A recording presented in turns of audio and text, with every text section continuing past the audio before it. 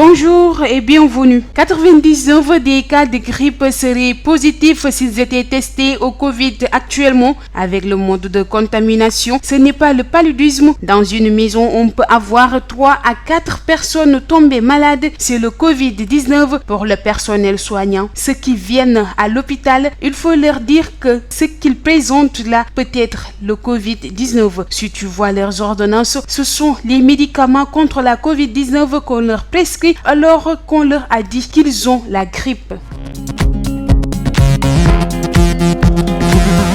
Les soldats de l'information payent un lourd tribut avec la pandémie, sans compter les grandes plumes cassées par le virus comme Babacar Touré ou Pape Diouf. Ce sont des reporters lambda qui sont désormais admis dans les centres de traitement des épidémies. Selon le journal Critique, pas moins de 50 journalistes se battent contre le virus et certains très éprouvés sont en réanimation.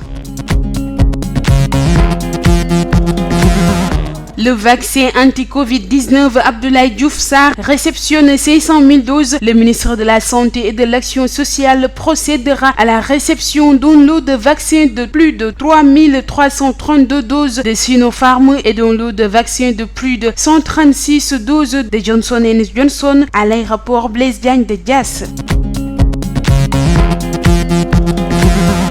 Un Jakarta tue un nouveau-né sorti fraîchement de la maternité de Mbewane. La maman avec son nouveau-né de sexe masculin a été heurtée par un Jakarta. Le bébé est mort sur le coup. L'accident a eu lieu à hauteur de la mairie. La maman qui tenait son enfant de 3 jours est grièvement blessée. Le conducteur de moto Daouda Mbaye a été arrêté en même temps que le propriétaire de l'engin.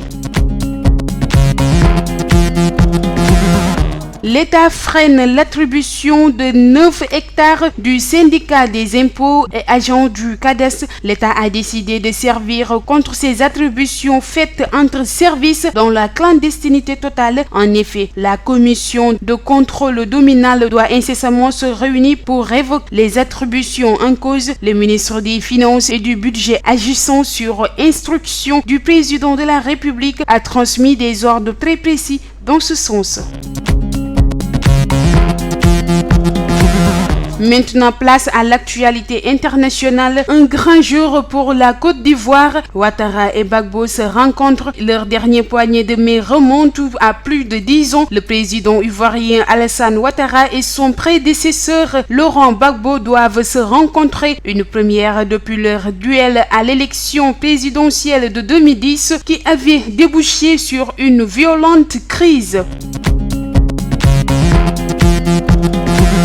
Parlons maintenant du sport. Balla Gaye de Bombardier du week-end prochain. Le promoteur Gaston Mbengue maintient le combat malgré les rumeurs. Selon le promoteur, ces derniers ont même salué la décision d'organiser le combat Balla Gaye 2 contre Bombardier à huis clos partiel avec le respect des mesures barrières. J'ai discuté avec le gouverneur, avec le ministre des Sports, avec le porte-parole du gouvernement. Ils sont contents de la décision que j'ai prise d'organiser le combat à huis clos partiel, dit le promoteur Gaston Mbengue. Mesdames, Mesdemoiselles, Messieurs, merci de votre fidélité. Nous vous donnons rendez-vous d'ici quelques heures pour le Wolof.